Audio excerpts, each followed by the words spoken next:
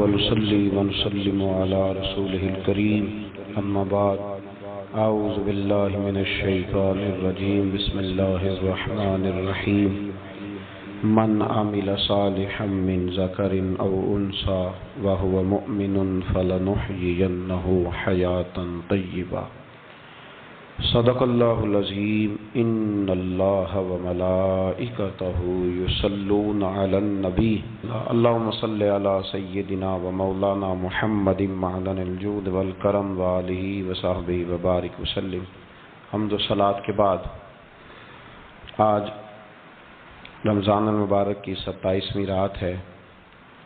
امام اعظم ابو حنیفہ رحمۃ اللہ علیہ سمیت بہت سارے بزرگ یہ فرماتے ہیں کہ یہی لیلۃ القدر کی رات ہوتی ہے. اگرچہ وہ اس بات کو طے نہیں کرتے لیکن فرماتے ہیں یہی اکثر ہم نے اسی مقام پر لیلۃ القدر کو پایا ہے. نبی رحمت علیہ الصلوۃ والسلام نے صحابہ کرام علیہم رضوان کے سامنے گزشتہ امتوں کے احوال ذکر فرمائے کہ 1000 سال ان کی عمریں ہوتی تھیں، 1500 سال تک وہ زندہ رہتے تھے. تو صحابہ کے دلوں میں تجسس پیدا ہوا کہ اگر عمر 1000 سال ہوگی تو نماز بھی تو 1000 سال ہی پڑھیں گے نا. اگر عمر 1500 سال ہوگی تو روزے، عبادتیں، یہ سارے کام بھی تو بڑے زیادہ کرتے ہوں گے. تو یہ شوق جب پیدا ہوا تو اللہ کریم نے فرمایا کہ محبوب میں ایک رات دیتا ہوں لیلۃ القدر خیر من الف شہر، جو رات ایک ہوگی پر 1000 مہینے سے بہتر ہوگی. 1000 مہینے سے یہ رات اگر کسی کو میسر آ جاتی ہے اور پھر وہ صدق کے دل کے ساتھ یعنی توجہ کے ساتھ، انہماک کے ساتھ، احتساب کی نیت سے، گناہوں کی معافی کی نیت سے اگر وہ اس رات کا قیام کرتا ہے، عبادت کرتا ہے، ذکر کرتا ہے، دعا کرتا ہے تو محبوب کریم علیہ السلام نے وعدہ فرمایا ہے کہ اللہ اس کے پچھلے سارے گناہوں کو معاف فرما دے گا. دین، شریعت، قرآن، اسلام یہ بحث کرنے نہیں آیا دنیا میں.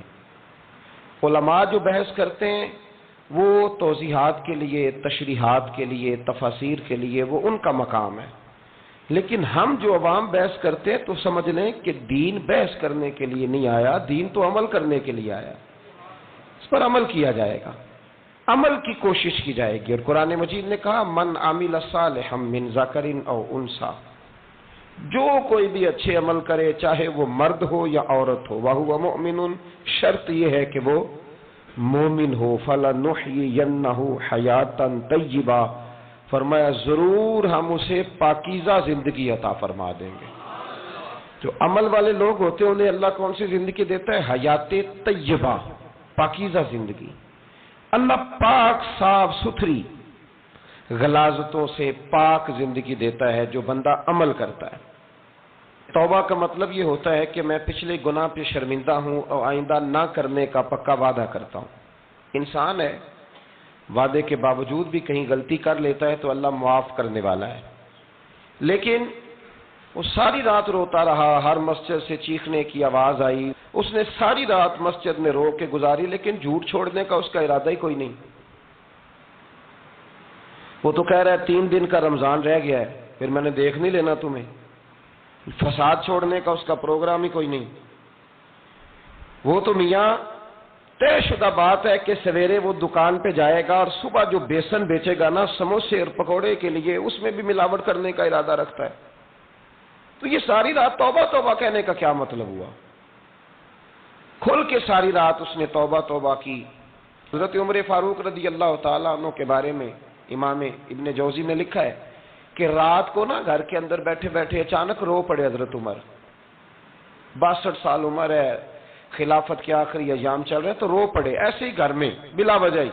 آپ کی اہلیہ نے، زوجہ نے بیٹے کو اٹھایا، فرمایا پتہ کرو تمہارے باپ کو کیا مسئلہ ہے، کہیں کوئی تکلیف تو نہیں، درد تو نہیں، صاحبزادے آئے. ابا جی کیا بات ہے؟ فرمایا اماں کو بلاؤ.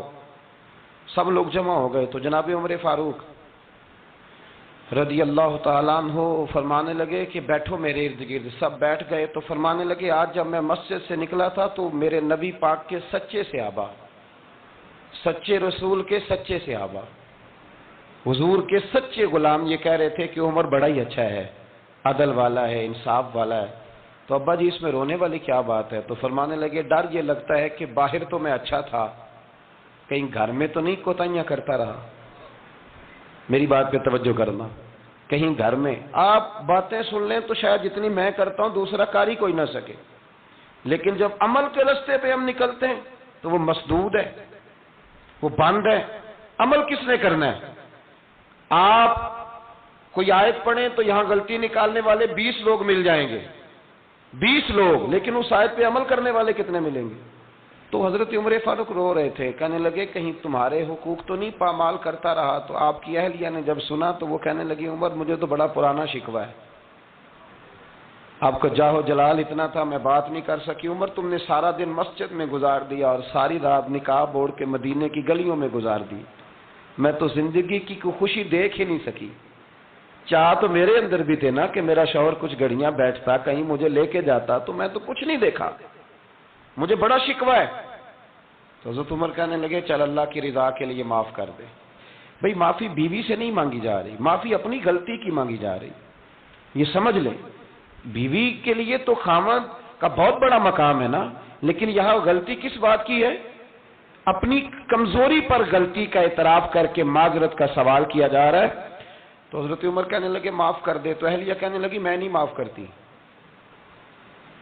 میری شرط پوری کریں۔ فرمایا وہ کیا؟ فرمانے لگی قیامت میں جب اللہ آپ کے لیے جنت کا حکم دے گا تو آپ میری سفارش کریں گے اللہ کی بارگاہ میں؟ سفارش کریں گے کہ یا اللہ مجھے کپڑے دھو کے دیتی تھی، میری عزت کی حفاظت کرتی تھی، میرے بستر کو پاک رکھتی تھی، کہیں گے؟ تو حضرت عمر فرمانے لگے تیرے ساتھ وعدہ رہا، رب نے اگر عمر کو اپنے فضل، اپنے کرم اور اپنے محبوب کے صدقے جنت دی تو عمر تیرے بغیر جنت میں نہیں جائے گا۔ عمل کا رستہ، عمل کا رستہ دیکھیں نا،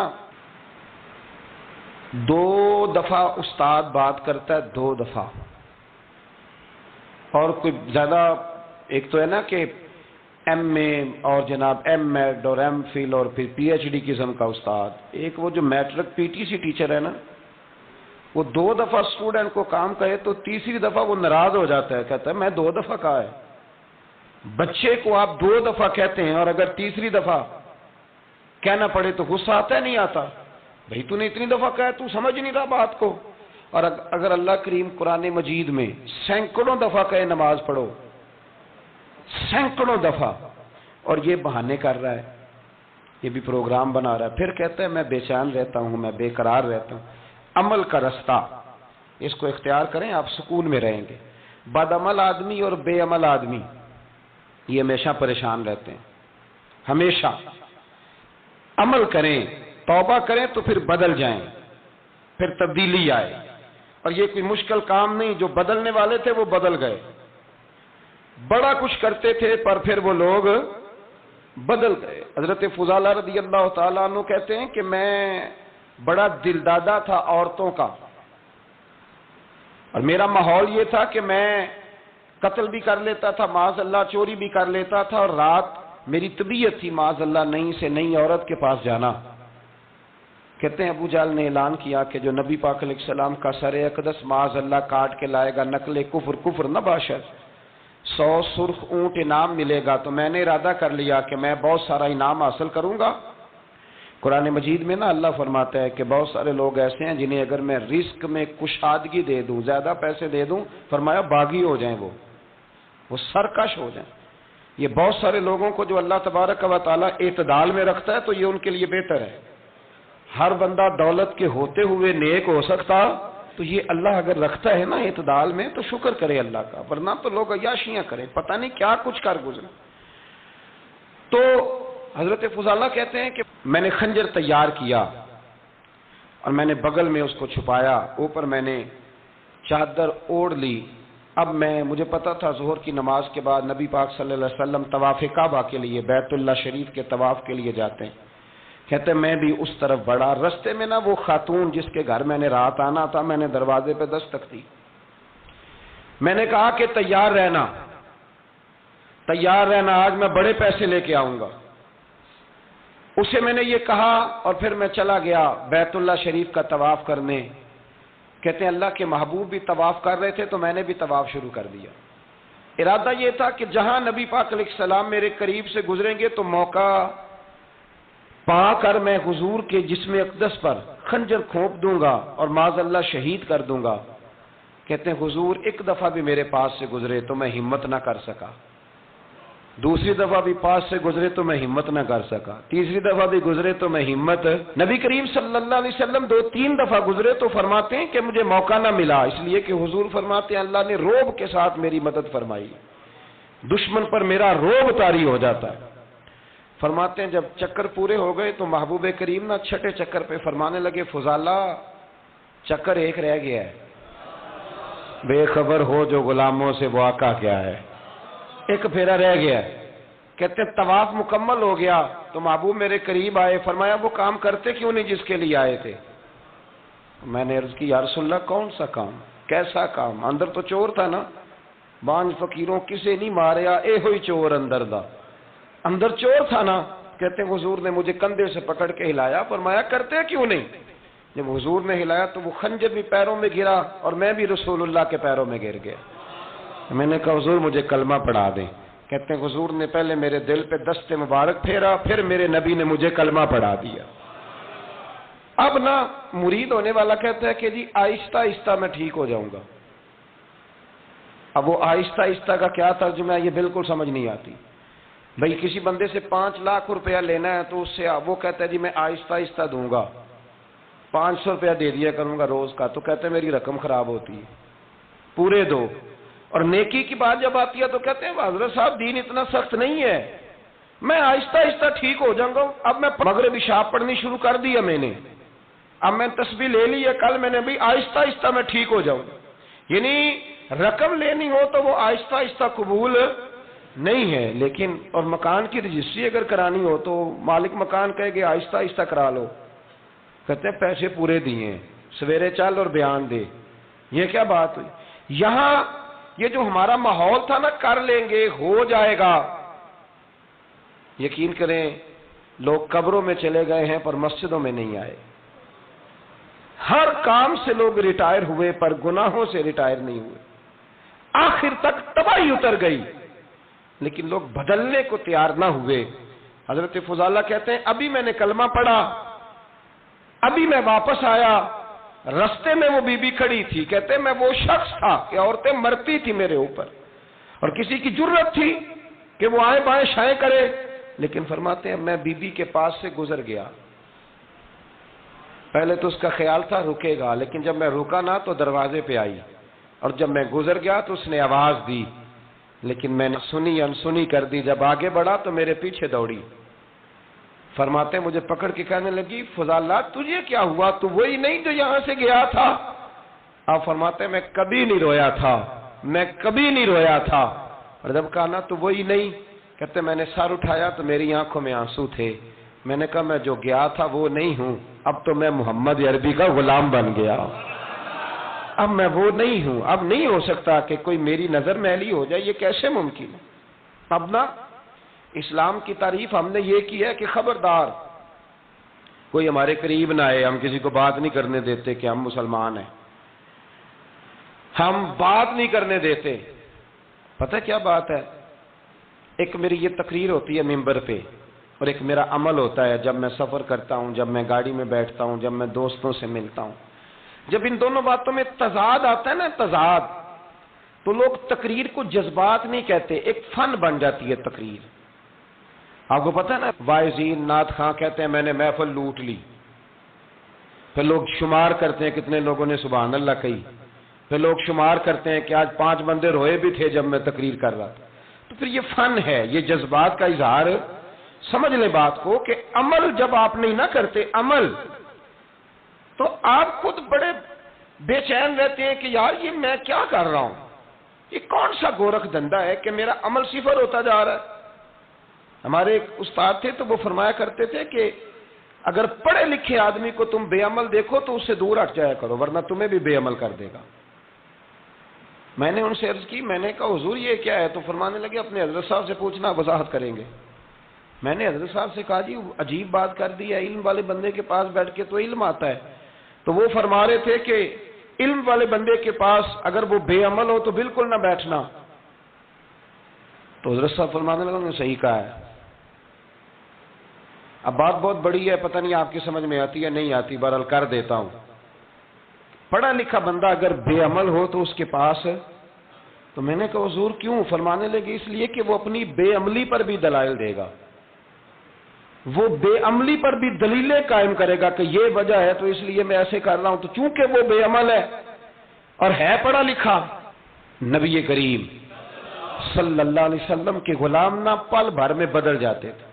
اور اللہ تعالیٰ بھی نا بڑے موقع دیتا ہے ہمیں، بڑے موقع. حضور نے فرمایا جس نے ایمان اور احتساب کی نیت سے روزے رکھے وہ نئی زندگی کا آغاز کرے، اس لیے کہ اللہ نے اس کے پچھلے سارے گناہ معاف فرما دیے. میرے نبی کریم علیہ الصلوۃ والسلام نے فرمایا جو شخص بیمار ہو گیا، مریض ہو گیا، اور نسائی شریف میں فرمایا کہ 3 دن تک بستر پہ رہا اور اس نے شکوہ نہ کیا اللہ کا، اور جب وہ شفا یاب ہو کے بستر سے اٹھا ہے نا، تو اب اللہ نے اس کے پچھلے سارے گناہ معاف فرما دیے. اور فرمایا جو حج کرنے گیا، حج کر کے واپس آیا، اللہ کے حبیب فرماتے ہیں یوں سمجھے کہ میں آج ہی ماں کے پیٹ سے پیدا ہوا. بڑے موقع اللہ نے دیے، بڑے موقع، بڑے سارے موقع عطا فرمائے کہ میں تیرے پچھلے گناہ معاف کر دوں گا. تو بھی تو نئی زندگی کا آغاز کرنا، تو بھی تو شروع کرنا نئے سرے سے، تو بھی تو بدل کے آنا، تو بھی تو اپنے اندر تبدیلی پیدا کرنا. سالوں بیت گئے، ہمیں سالوں بیت گئے، تقریر کرتے، تقریر سنتے، قرآن سنتے، پورا پورا قرآن سنتے، ترجمہ اور تفسیر لوگوں نے پڑھ پڑھ کے بڑا بڑا جگہوں پہ لوگ دلائل دیتے، بات کرتے. کب وہ وقت آئے گا جب ہم عمل کریں گے؟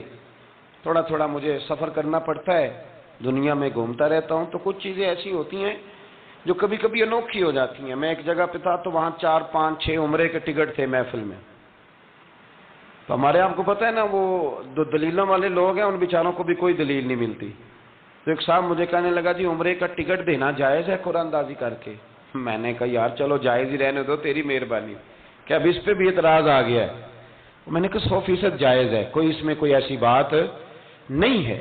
لیکن اندازی تو شروع ہو گئی جو حدیث میں نہیں آئی، عمرے کے ٹکٹ والی ہے جائز، پر نبی پاک نے جس قرآن اندازی کا کہا تھا وہ کب ہوگی؟ حضور نے فرمایا تمہیں پہلی صف کے ثواب کا پتہ چل جائے تم قرآن اندازی کرو. وہ کس دن کرنی ہے؟ کس مسجد میں ہوتی ہے؟ حضرت عبداللہ ابن مسعود فرماتے ہیں تمہیں پتہ چلے اذان کا ثواب کتنا، تم قرآن اندازی کرو. کب کرنی ہے؟ کون پڑھے گا اذان؟ کون یہ آگے بڑھ کے کام کرے گا؟ بھئی جو قرآن اندازی حدیث میں ہے وہ کب ہوگی؟ یہ تو قرآن اندازی شروع ہو گئی اور ہو رہی ہے. اب تو لوگ جہیز دینے لگے ہیں قرآن اندازی کر کے، یہ ماحول بن گیا. دین عمل کرنے کے لیے آیا ہے.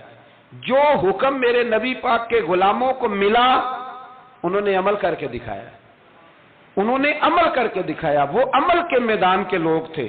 حضرت ابوبکر صدیق سے زیادہ روایات مروی نہیں ہیں، اگر ڈھونڈنے نکلو گے تو زیادہ قول نہیں ملیں گے ان کے. حضرت عمر فاروق کے زیادہ اقوال، زیادہ ارشادات آپ کو نہیں ملیں گے. حضرت سیدنا عثمان غنی کی زیادہ باتیں آپ کو نہیں ملیں گی. ان کا عمل ملے گا، ان کا کردار ملے گا، ان کا لب و لہجہ ملے گا، زندگی گزارنے میں کیا طریقہ اختیار کیا وہ آپ کو ملے گا. اب تو وہ لوگ رخصت ہو گئے جن کے عمل سے لوگ زندگی پکڑتے تھے، عمل سے، کردار سے. تو عمل کا رستہ کب اختیار کریں گے؟ آگے کب بڑھیں گے؟ میرے رسول کریم صلی اللہ تعالی علیہ وسلم کے غلام عمل کرتے تھے، اور جب عمل کرتے تھے پھر اس کا ریزلٹ آتا تھا.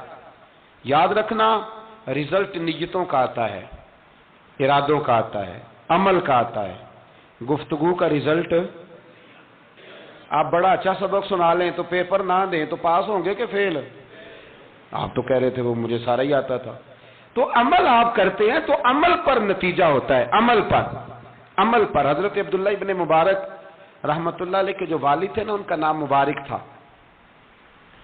وہ ایک باغ میں رہا کرتے تھے، باغ کی دیکھ بھال کرتے تھے، بڑے صاف ستھرے، بڑی ان کی طبیعت میں نکھار تھا.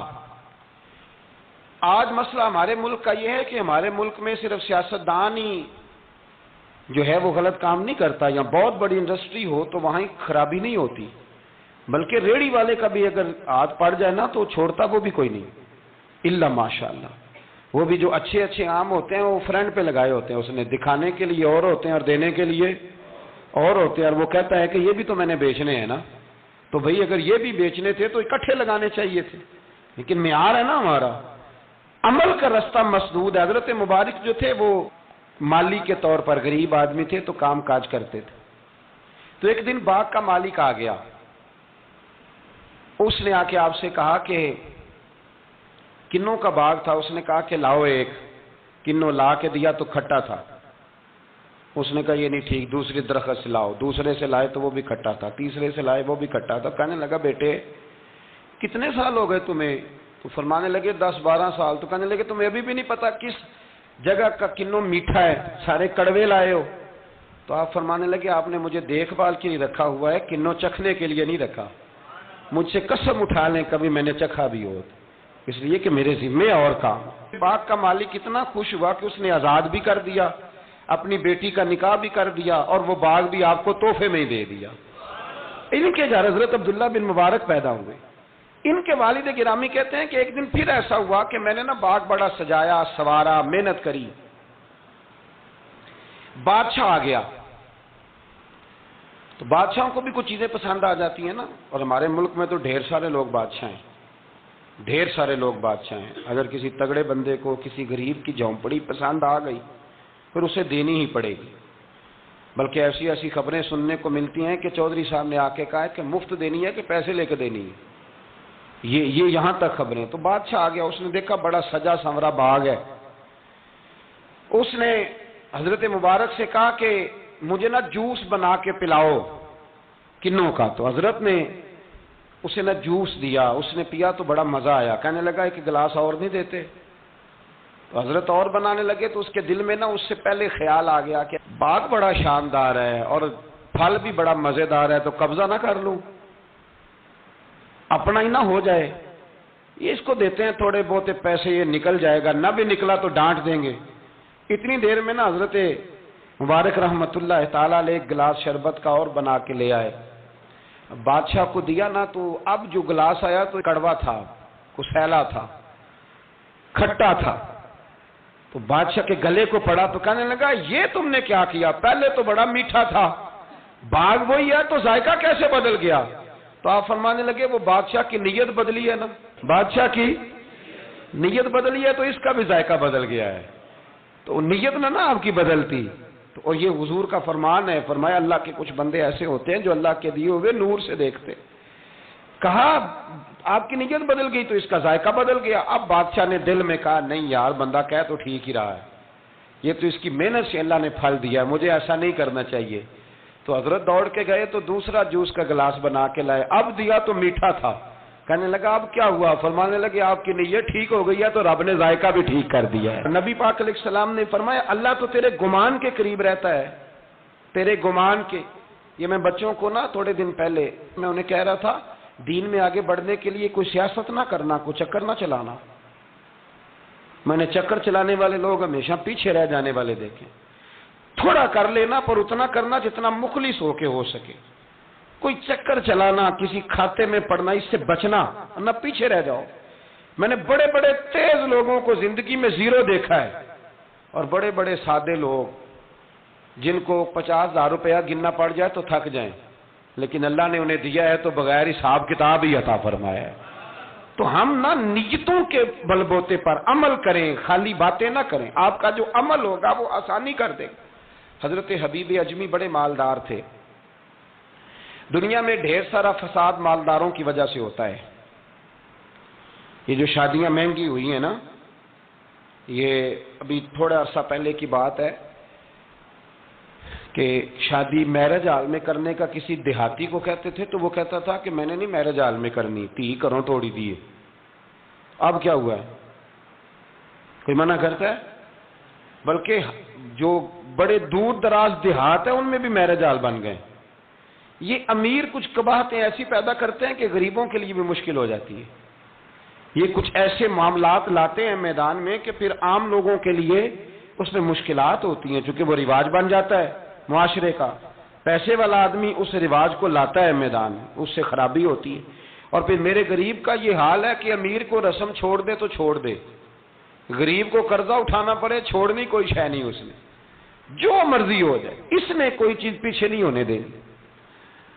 حضرت حبیب اجمی بڑے مالدار تھے، تو وہ کاروبار کر، یہ مالدار لوگ جو ہوتے ہیں نا، یہ تو کہتے ہیں پیسے کو پیسہ، ہے نا، کتنا مشہور ہے جملہ، پیسے کو پیسہ، تو یہ پھر مارکیٹ میں پیسہ پھینکتے ہیں، تو یہ پیسہ کھینچنے کے لیے پیسہ پھینکتے ہیں، پھر ایک دوسرے کو کہتے ہیں تیری وجہ سے مہنگائی ہوئی ہے، تیری وجہ سے مہنگائی ہوئی۔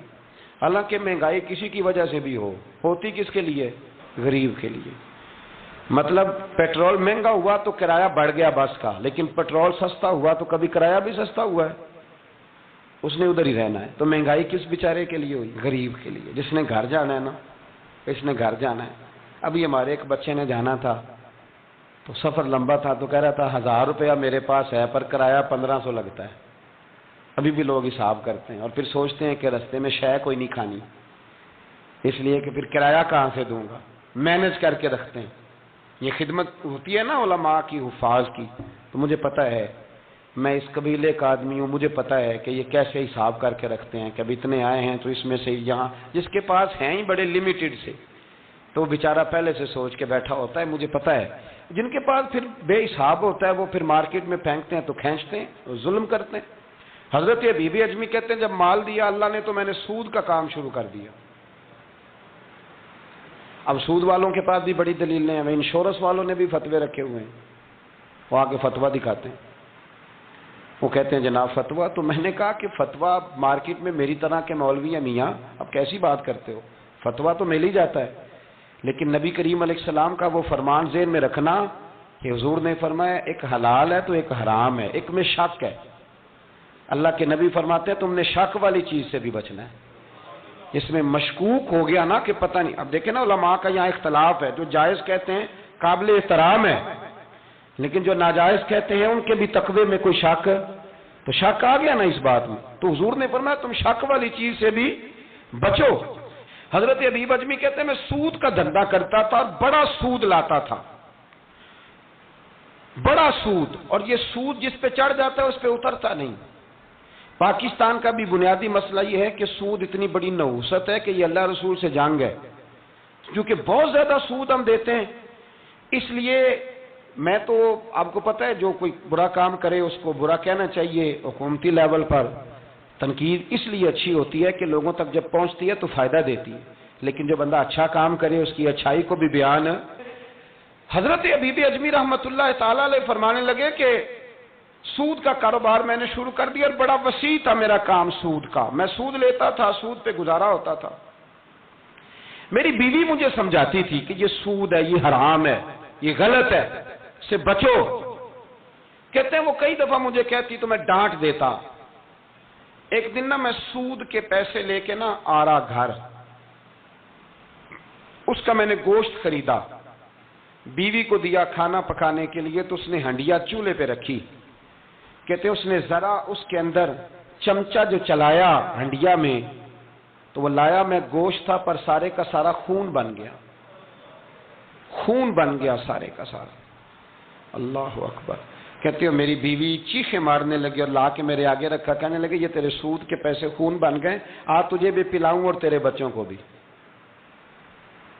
وہ کہتے ہیں نا کچھ لوگ کے گھر کے کونے سے چیخنے کی آواز آتی ہے تو سارے پیر بلائیں یا فرق کوئی نہیں پڑتا۔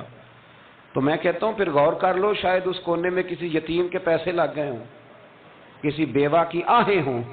اگر اس رقم کی کوئی گھر بن جائے نا تو پھر ساری دنیا کے پیر جمع کرو تو چیخنے کی آوازیں بند نہیں ہوا کرتی۔ حضرت حبیب اجمی رحمۃ اللہ تعالی علیہ فرمانے لگے کہ وہ جب بن گیا نا خون، تو اب میرے اندر نا چوٹ لگی کہ یار اگر دنیا میں اللہ تعالیٰ مجھے نظارے دکھا رہا ہے تو آخرت میں میرا کیا بنے۔ کہتے میں درد کے ساتھ باہر نکلا۔ بچے گلی میں کھیل رہے تھے، جب ان کے قریب سے گزرنے لگا نا تو ہم تو کہتے ہیں نا لوگ حسد میں بات کرتے ہیں، لیکن ایسی بات نہیں ہے۔ کچھ شریر لوگ ہوتے ہیں جو حسد میں بات کرتے ہیں، پر دیکھنا چاہیے کہ لوگ ہمارے بارے میں کیا کہتے ہیں۔ انتم شہداء اللہ فی الارض، حضور نے فرمایا تم زمین پر اللہ کے گواہ ہو۔ مومن جو تمہارے بارے میں کہے کان لگا کے سنو، لوگ تمہیں کیا کہتے ہیں، کن لفظوں سے یاد کرتے ہیں؟ جن لفظوں سے لوگ دنیا میں یاد کرتے ہیں، مرنے کے بعد بھی انہی لفظوں سے یاد کریں گے، انہی لفظوں سے۔ کوئی تمہارے لیے ہاتھ اٹھا کے دعا نہیں کرے گا۔ ہاں، اگر تم نے خیر کی ہوگی تو پھر لوگ گلیوں سے نکل نکل کے آئیں گے، پھر لوگ روئیں گے کہ بندہ بڑا تھا۔ تو حبیب اجمی کہتے ہیں میں باہر نکلا تو بچے کھیل رہے تھے، تو ایک بچہ ان میں سے کہنے لگا پیچھے ہٹ جاؤ، پیچھے ہٹ جاؤ، بڑا ظالم ہے، بہت بڑا سود خور ہے۔ چھوٹا بچہ، ایسا نہ ہو کہ اس کے پیروں سے مٹی اڑے اور ہمارے کپڑوں پہ پڑ جائے تو ہمیں بھی نحوست ملے، چھوڑو سودیا ہے۔ کہتے ہیں میرے دل پہ اور چوٹ لگی، میں نے کہا یا اللہ تیری چھوٹی چھوٹی مخلوق بھی مجھ سے نفرت کرتی، یہ بچے تک کہتے ہیں کہ میں اس طرح کا ہوں۔ بچے فرمانے لگے، میں وہاں سے سیدھا حضرت حسن بصری کے پاس گیا، میں نے کہا حضور مجھے توبہ کرا دیں۔ یہ پتہ ہے اللہ والوں کے پاس لوگ کیوں جا کے توبہ کرتے تھے، مرید ہوتے تھے؟ اس لیے کہ توبہ پہ قائم رہنا بڑا مشکل ہوتا ہے۔ کوئی ایسا بندہ ہونا چاہیے جو ہمیں توبہ پہ قائم رکھے، جو روز ہمیں نصیحت کرے۔ دیکھیں نا، ہمارے سینئر ہوتے ہیں ہر فیلڈ میں، اگر کہیں ہم الجھ جاتے ہیں تو اپنے سینئر سے بات کرتے ہیں۔ تقوی کے پرہیزگاری کے راستے میں بھی ہمارا کوئی سینئر ہونا چاہیے تاکہ وہ ہمیں بتائے کہ پرہیز کہاں کرنی ہے، دوائی کیسے کھانی ہے اور آگے کیسے بڑھنا ہے۔ فرمانے لگے میں حضرت حسن بصری کے پاس گیا، توبہ کی، معافی مانگی، گڑ گڑایا، بڑا رویا، تو خواجہ حسن بصری نے مجھے توبہ کرائی۔ میں نے پکا ارادہ کیا کہ مر جاؤں گا پر حرام کا پیسہ نہیں کھاؤں گا، مر جاؤں گا حرام کا لقمہ نہیں کھاؤں گا۔ ویسے بھی ہم زیادہ کھا نہیں سکتے، یہ وارثوں کا مال ہوتا ہے، ہمارا تھوڑی ہوتا ہے۔ ہم کسی کے مال کے محافظ بنے رہتے ہیں، اور کھائے گا کوئی اور حساب دے گا۔ اور جہاں تک بچوں کا معاملہ ہے نا، بچے اچھے ہوں نا تو پیسے بانی جاتے ہیں، اور بچے نالائق نکل آئیں تو جو ہوں وہ بھی اجڑ جاتے ہیں۔ تو اس لیے محنت تربیت پر ہونی چاہیے، نہ کہ بینک بیلنس پر ہونی چاہیے۔ حضرت حبیب اجمی کہتے ہیں واپس آیا سچی توبہ کر کے، ایک لقمہ حرام نہیں کبھی لوں گا۔ ابھی وہ بچے وہیں کھیل رہے تھے جن کے پاس سے میں گزر کے گیا تھا، کہتے ہیں واپس آیا تو وہیں کھڑے تھے، انہی بچوں میں سے وہی بچہ دوبارہ بولا، کہنے لگا پیچھے ہٹ جاؤ، پیچھے ہٹ جاؤ، اللہ کا ولی آ رہا ہے، کہیں ایسا نہ ہو کہ ہمارے پیروں سے گرد اڑے، اس کے کپڑوں پہ پڑے اور ہم بے ادب لکھ دیے جائیں۔ کہتے ہیں میں نے چلتے چلتے چیخ ماری کہ اے اللہ، ابھی تو میں آج بدلا ہوں، آج میں بدلا ہوں تو نے میرے حق میں ساری گواہیاں بھی بدل دی ہیں، نے سارا نظام بدل کے رکھ دیا ہے۔ تبدیلی اپنے اندر لائیں، روح کے اندر لائیں، مزاج کے اندر لائیں۔ یہ شب قدر کی رات ہے، توبہ اور استغفار کریں، لیکن بدلنے کے ارادے سے، چھوڑنے کے ارادے سے۔ اعلیٰ حضرت فاضل بریلوی رحمت اللہ علیہ جب ذی الحج کی آخری رات ہوتی تو فرماتے صبح سال بدل رہا ہے تو ہمیں بھی بدل جانا چاہیے۔ لوگ پوچھتے حضور کیا بدلیں؟ فرمایا جو ایک سپارہ پڑھتا تھا 2 کر دے، اور فرمایا جو اپنے آپ کو خوش کرنے کے لیے باتیں کرتا تھا وہ باتیں کم کر دے۔ آج نہ کچھ بدلنے کا پروگرام بنائیں، اپنے رب کریم کے ساتھ دل ہی دل میں وعدے کریں کہ کچھ عادتیں ہم چھوڑیں گے۔ یہ غلط بات ہے کہ عادتیں چھوٹا نہیں کرتی، حضور عادتیں تو بدلنے آئے ہیں دنیا میں، عادتیں بدل جایا کرتی۔ اپنے آپ کو بدلیں اور اپنے اندر تبدیلی پیدا کریں، پھر خدا کے رزلٹ کا انتظار کریں، پھر دیکھیں اللہ کس طرح کے فیصلے فرماتا ہے۔ آپ ارادہ کریں، آپ پروگرام بنائیں، آپ ذہن اپنا بنائیں کہ میں نے نا اب کچھ بدل جانا ہے، اب میں نے اندر کچھ اپنے تبدیلی پیدا کرنی ہے، نکل آئیں۔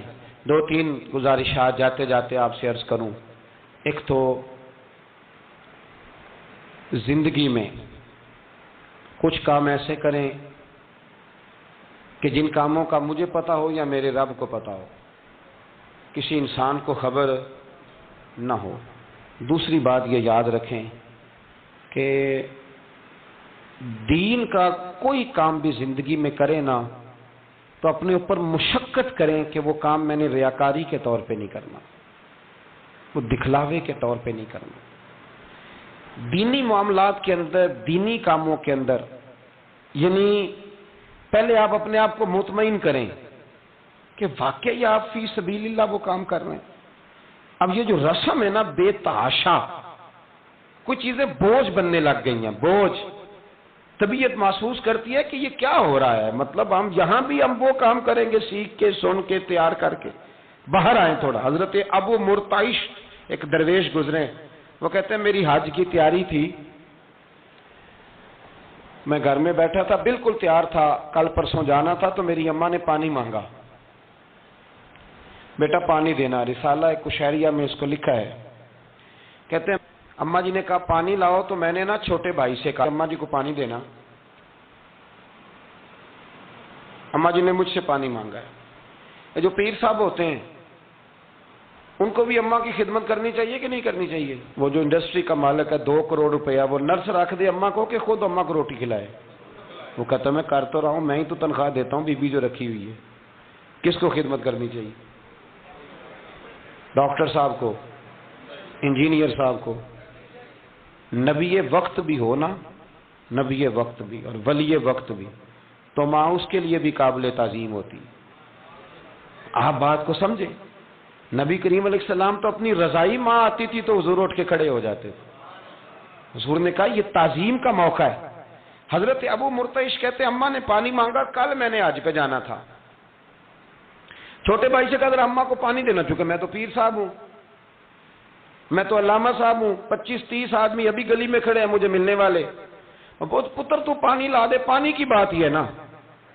کہتے فوراً میرے دل میں خیال آیا کہ سینکڑوں میل کا سفر حج کا پیدل کرنا ہے، اس کے لیے تیرا نفس تیار ہے، اور یہاں سے اٹھ کے وہاں مٹکے سے پانی ڈالنے جانا ہے اماں کے لیے، اس کے لیے ذہن تیار نہیں۔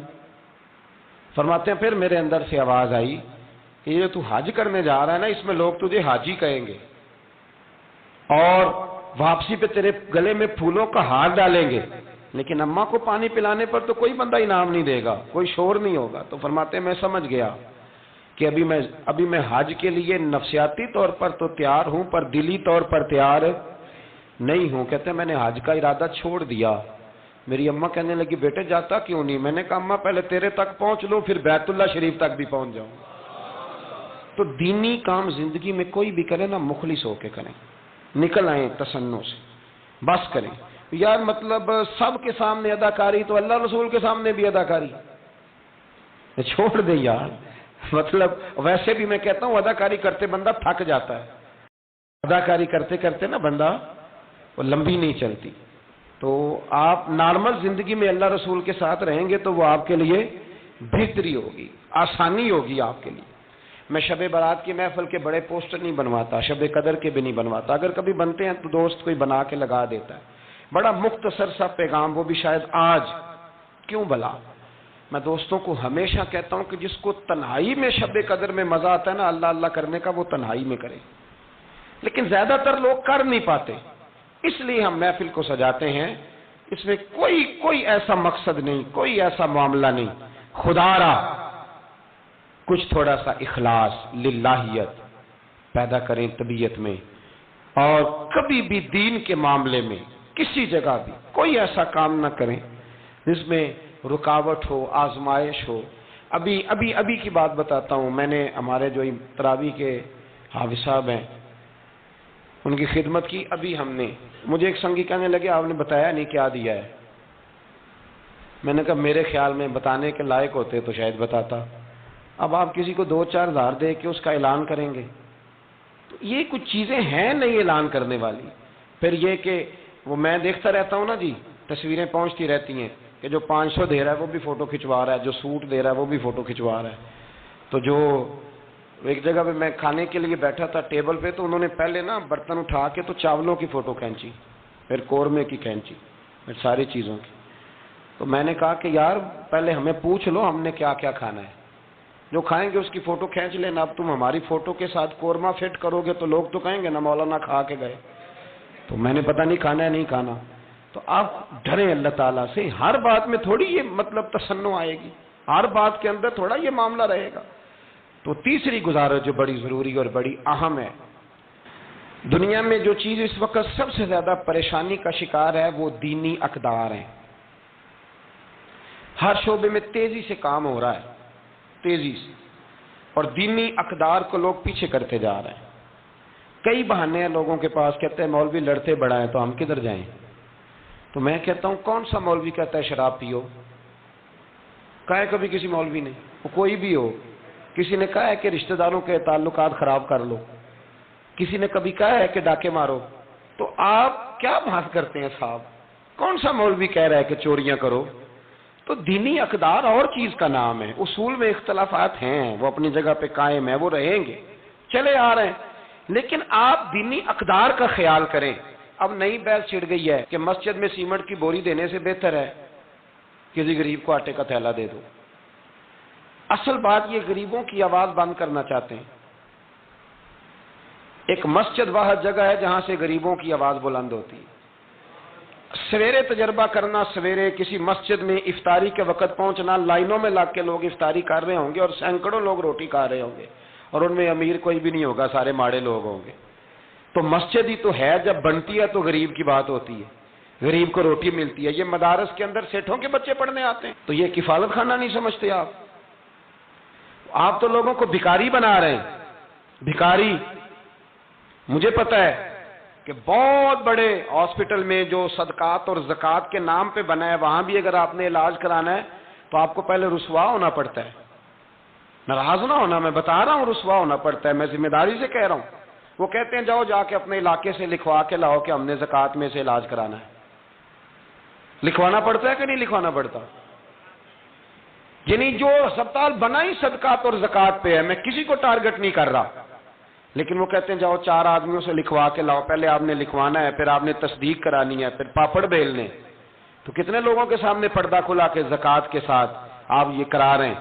اور اصول کیا ہے؟ صدر الشریعہ فرماتے ہیں اگر تمہیں پتہ ہے میرے بھائی کو زکوٰۃ لگتی ہے تو بتا نا زکوٰۃ ہے، اسے کیا یہ عیدی ہے، بچوں کے کپڑے لے لینا، اسے بتا نا، پڑھیے بارے شریعت، بتا نا، اسے کہہ کہ یہ میری طرف سے تحفہ ہے، اسے کہہ ہی نا۔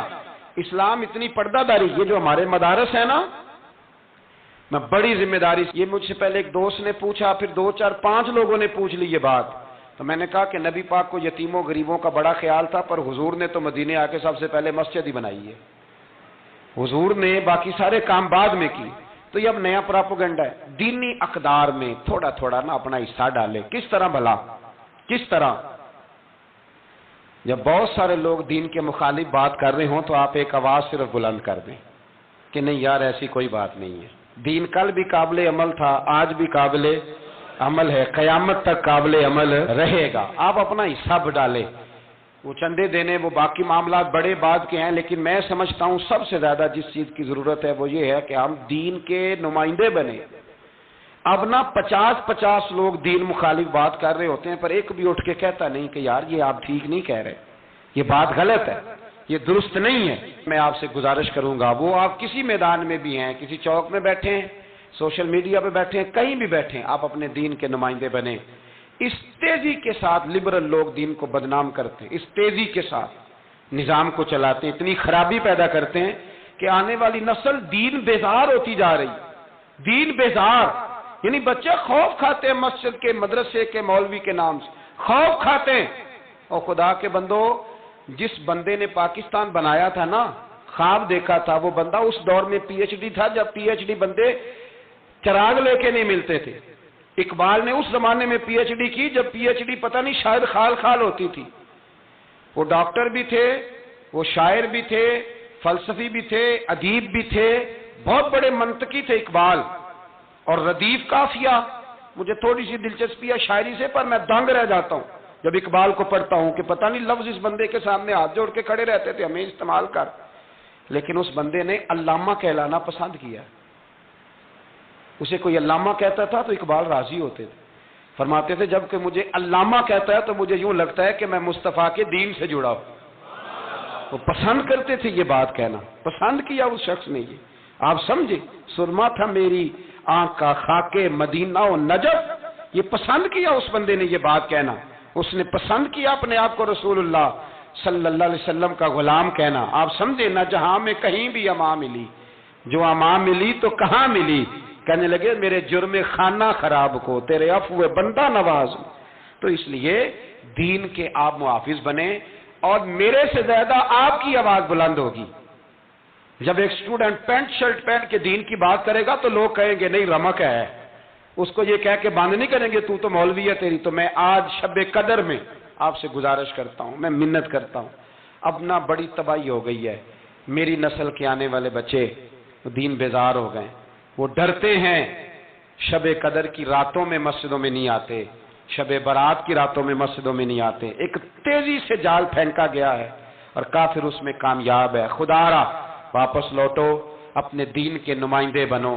اقبال کہا کرتے تھے میری زندگی کا مقصد تیرے دین کی سرفرازی, میں اسی لیے مسلمان, میں اسی لیے نمازی. کہنے لگے یا رسول اللہ میں مسلمان بھی اس لیے ہوں کہ میں دین کی بات کروں گا, اور نماز بھی اس لیے پڑھتا ہوں کہ تیرے دین کا جھنڈا بلند ہوگا. پر دین نبی دا وانگ یتیمہ رووے تے کرلاوے, تے آکھے میں کتھوں لبا عمر بہادر جڑا مینوں سینے لاوے. بڑی قسم پرسی ہے, دین کے نمائندے بنو, دین کی ذمہ داریوں پر آپ اپنا کردار ادا کرو, یہ بڑا ضروری ہے. تھوڑی منصوبہ بندی دین کے لیے بھی کرو. اگر پروفیسروں میں, ڈاکٹروں میں, انجینئر لوگوں میں, سیاستدانوں میں آپ کو اچھے لوگ مل جاتے ہیں اور آپ دل و جان سے ان پہ قربان ہونے لگتے ہو, تو کوئی دیندار بھی تلاش کاری لو, انشاءاللہ بڑے بڑے اچھے لوگ مل جائیں گے, اور اللہ کے فضل سے مل جائیں گے, اللہ کے کرم سے مل جائیں گے. اور یہ وہ والا کھیت ہے جو اکثر سرسبز و شاداب ہی رہتا ہے, اکثر سرسبز و شاداب ہی رہتا ہے, اکثر اس کے اندر خوبصورتی اور پھل پھول اور پودے لگے رہتے ہیں. جو میں نے کہا میں دعا کرتا ہوں اللہ اسے قبول فرمائے. جہاں ہم بھول گئے میری دعا ہے اللہ ہم سے درگزر فرمائے. خیر کی بات کی اللہ ہمیں توفیق عطا